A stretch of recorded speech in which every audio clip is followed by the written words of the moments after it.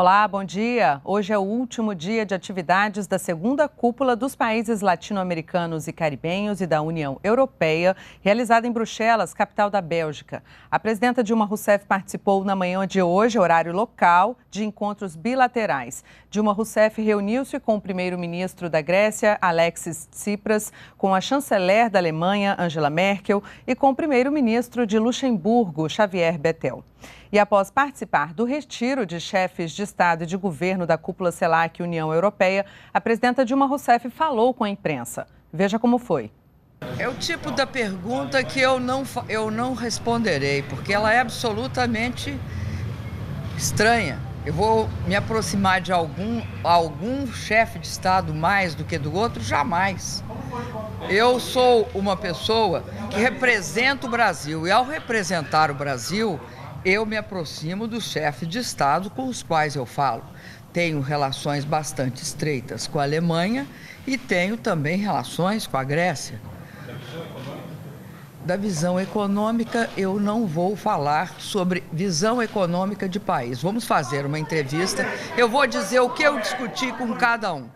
Eu discuti com a Merkel, a visita da Merkel a visita que ela vai fazer ao Brasil, que para nós é importantíssima, né? Uma visita de alto nível. Ela não vai sozinha, ela vai com uma parte do ministério, né? Nós o Brasil passa a ser um parceiro especial, porque essa visita de alto nível, ela é feita com poucos países. Então, nós teremos uma visita em que o governo brasileiro, né, representado por mim e pelos alguns ministros, encontrarão com a Merkel representando a Alemanha e alguns ministros. Qual é os pontos principais da nossa pauta? Os pontos principais são ampliação do nosso comércio, uma parceria muito forte na área de indústria, desenvolvimento tecnológico, científico, formação profissional e técnica. Porque eles se caracterizam, né? A indústria alemã, ela se caracteriza por uma grande expertise na área de inovação, ali, chão de fábrica, né? E a capacidade de ter uma indústria de alta qualidade, de alta precisão.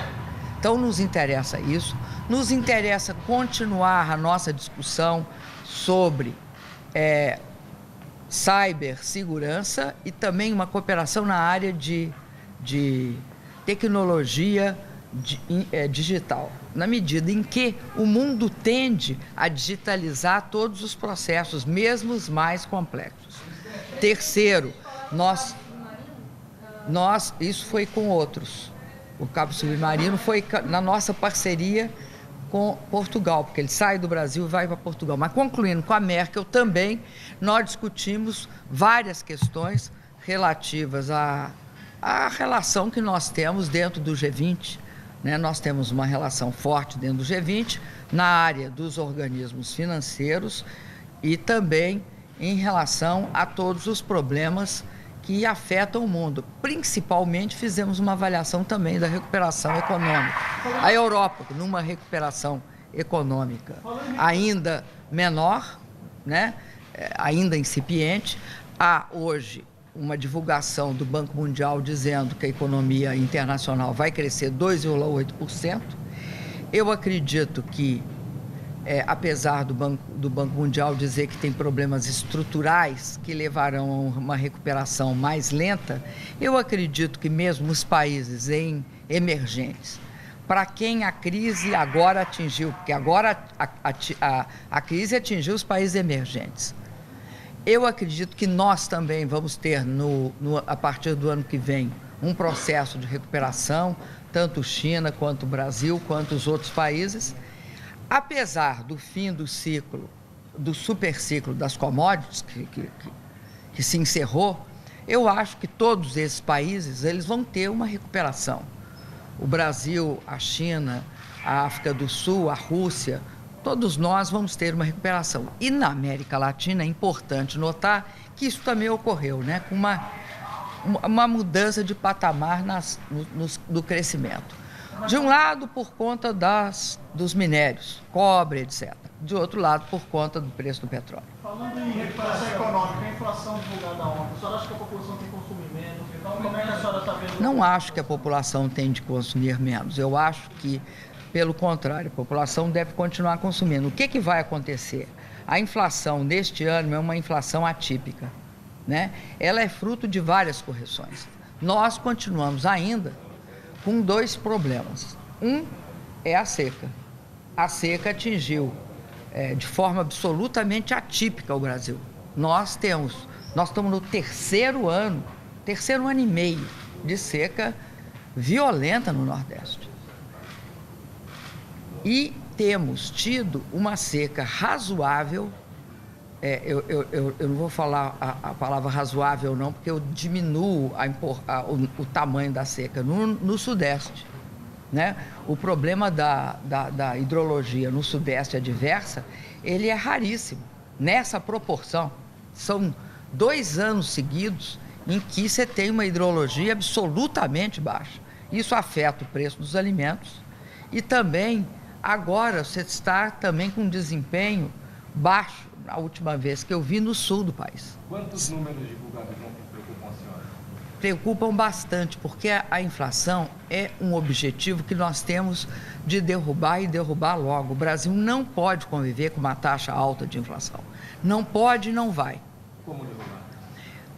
O que nós estamos fazendo, o Brasil está tomando todas as medidas para se fortalecer macroeconomicamente, para construir uma situação estável. Nós temos certeza que a causa da inflação, ela não é estrutural, ela é conjuntural, era isso que eu estava querendo dizer. Um lado, a seca.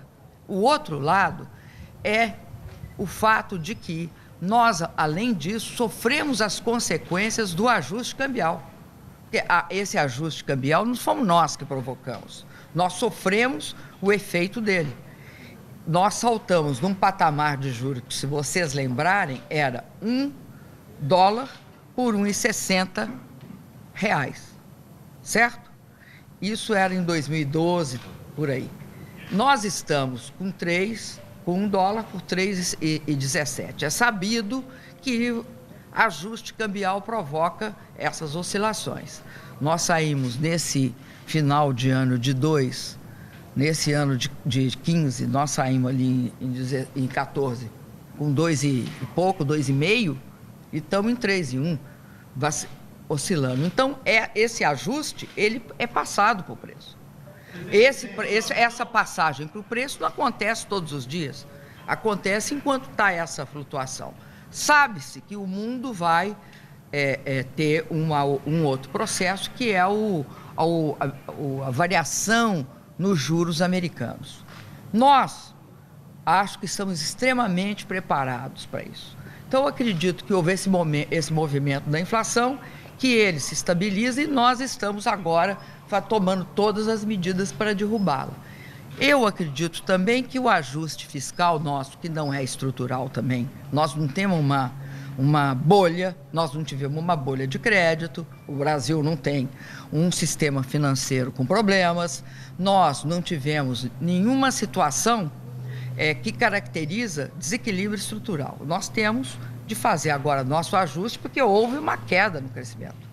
Nós fizemos de tudo, nós reduzimos imposto, ampliamos o crédito, subsidiamos taxa de crédito e agora esgotou a nossa capacidade fiscal. Você tem de recompor a capacidade fiscal e continuar. E eu acredito que o Brasil, com esse lançamento que eu fiz antes de vir para cá, se vocês estavam lá, vocês viram, nós lançamos um programa de concessão bastante significativo. Esse programa de concessão vai ser uma das alavancas. Nós vamos lançar um programa nacional de exportações, que eu acredito também que as exportações brasileiras serão um grande fator de recuperação do país. Nós vamos continuar com a nossa política social, Minha Casa Minha Vida 3. Nós também continuaremos, né? Nós pretendemos, nós fizemos 3.750.000 moradias. Dessas 3.750.000 moradias, entregamos 2.200.000. tem ainda este ano a ser entregue, um pedaço ainda no ano que vem, 1 milhão, que está em construção. 1 milhão e pouco.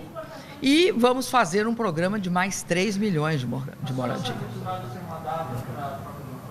Não sair frustrada, não é, ou seja, isso não significa que não terá data, né? Porque eles têm nós fazemos uma proposta, olha, vamos fazer uma troca de ofertas. Aí eles têm de olhar as condições deles e fazer a mesma proposta. Eu acredito que é muito importante o Mercosul sinalizar que vai unido, e acho que eles também vão ter de sinalizar que se um país, apesar da Comissão Europeia ter o poder de firmar o acordo, esse acordo tem de ser de 27 países. Não é trivial, nenhum país é igual ao outro. O governo brasileiro não vai esperar a Argentina, entendeu? Não, senhor, não tem isso não. Essa visão de o governo perdeu a paciência com a Argentina, primeiro, não representa jamais o que o governo brasileiro pensa. A Argentina é um grande parceiro nosso. Nós temos de ter toda a consideração com a Argentina e não existe motivo para a Argentina não ir conosco. Ela tem essa disposição e jamais, eu acho, se trata de uma coisa tão desrespeitosa quanto perder a paciência entre governos.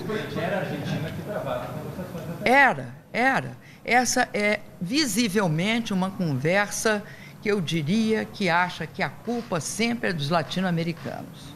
Me desculpa, não é trivial em país nenhum, entre nenhum país, fazer um acordo comercial, né? 27 países integram a União Europeia. Se a gente não considerar que são países diferenciados e que eles têm também de fazer suas discussões, seria algo fantástico. Por que até hoje não saiu ainda um acordo entre a União Europeia e os Estados Unidos? Vocês nunca pensaram por quê? Por que não saiu um acordo entre a União Europeia e o Japão? Então, acordos, nós quisemos fazer, eu acho que acordos bilaterais podem ser difíceis para qualquer país ou para qualquer região. O que você tem de fazer é ter disposição de fazer. E acho que nenhum desses acordos que nós estamos fazendo pode justificar que a gente não tente novamente a rodada de Doha.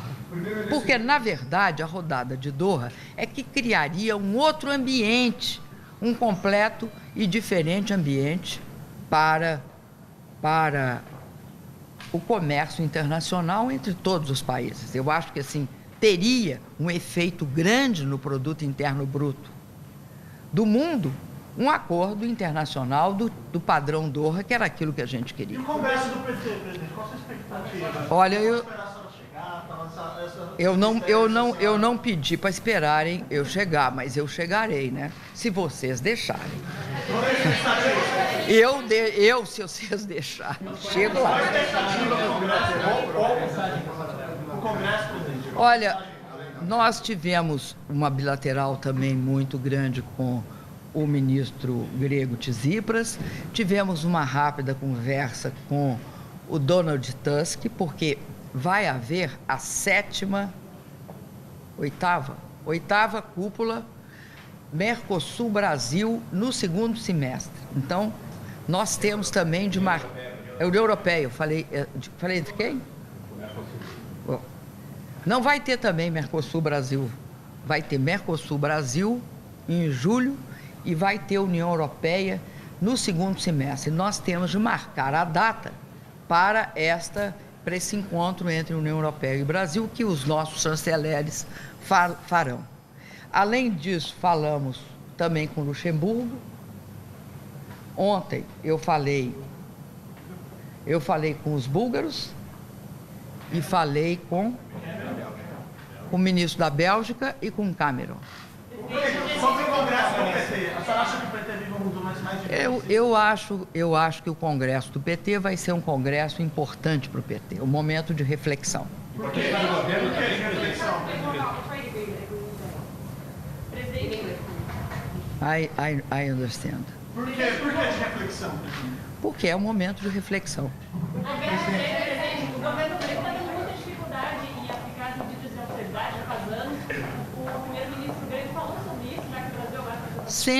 Obviamente, o ministro Grego falou sobre as dificuldades. Essas dificuldades são públicas e notórias e vocês relatam elas sistematicamente. Nós sabemos como é duro, né? Nós ficamos 20 anos sem crescer, não é isso? Então, todas as medidas de austeridade, elas implicam em dois lados. Um lado é não impor ao país, né, um ajuste que quebre o país, né? Nós temos a experiência do que aconteceu quando a Argentina teve aquele problema no final da década dos 90, início dos 2000. Então, se você não cria as condições para o país transitar por uma situação de estabilidade, se você pesar a mão, você quebra o país. E, de outro lado, também, obviamente, o país tem de fazer o seu esforço, fazer a sua parte. Então, é o equilíbrio, eles estão discutindo justamente o equilíbrio entre esses dois, vamos dizer, dois eixos, né, que é necessário que a Grécia passe. O Brasil está no momento de austeridade? Olha, nós temos uma diferença. Nós fazemos um ajuste, mas nós não temos um desequilíbrio estrutural. Nós continuamos com 370 bilhões de dólares de reserva. Nós temos um sistema financeiro absolutamente sem bolha. O Brasil não tem um desequilíbrio fiscal estrutural, ou seja, nem os salários, pelo menos na União, nem os salários hoje têm um peso muito significativo. Pelo contrário, nós saímos de 4,2, 4,3 para 4,1. O Brasil não mexe na participação do salário no seu custeio, né? Nós fizemos, de fato, uma política anticíclica para impedir que houvesse um nível de desemprego e um nível de perda de renda da proporção que houve aqui na Europa, né? E agora nós estamos saindo disso. E esse ajuste é um ajuste macroeconômico fundamental, um ajuste fiscal. Ele não é igual os problemas que foram enfrentados no passado pelo Brasil. No passado, o Brasil quebrou. Não tinha dinheiro para pagar a dívida. Nós temos dinheiro para pagar a dívida sobrando. A nossa dívida é menor. A nossa dívida externa hoje, nós somos credores. Então, a situação do Brasil é completamente diferente. Agora, todos os países, quando sofrem as consequências de uma crise da proporção dessa, têm de fazer seus ajustes. E vamos lembrar que, além dos nossos problemas internos, a economia internacional, que estava em crise desde 2008, até hoje não se recuperou. Ela está andando de lado, né? Você veja que com 7% da China de crescimento, que é o menor em 25 anos, ainda o crescimento é 2,8% do mundo, você olhe que as taxas, né, proporcionalmente estão bem baixas. Não, para nós, naquele momento foi. Naquele momento foi, sim, senhor. Óbvio, porque depois a marola se acumula e vira uma onda. Agora, sabe por que ela vira onda? Porque o mar não serenou, meu filho. Se o mar tivesse serenado, ou seja, se a economia americana tivesse, de fato, tido uma crise em V, ou seja, cai e depois sobe, mas não foi isso. Ela teve uma crise em V e depois foi, agora que está se curvando. A Europa, nós pegamos a Europa em crise em que ano? Depois da queda do Lehman Brothers, foi basicamente em 2011 que começa a crise do euro, né? E as taxas de crescimento da Europa se tornam negativas e o desemprego explode. E estão saindo disso agora. Isso fazem quantos anos? 7 anos de crise nós temos nas costas. 7 anos. Tchau para você. Durante a realização da cúpula, os representantes dos países que participaram do encontro definiram os principais eixos de cooperação entre o bloco. Os principais temas de interesse são comércio e investimentos, educação, ciência, tecnologia e inovação e a questão da mudança do clima, além do crime organizado, do combate às drogas e do terrorismo. A presidenta Dilma Rousseff encerrou as atividades na Bélgica e já está retornando ao Brasil. E nós podemos voltar a qualquer momento com outras informações. Continue com a gente, NBR, a TV do Governo Federal.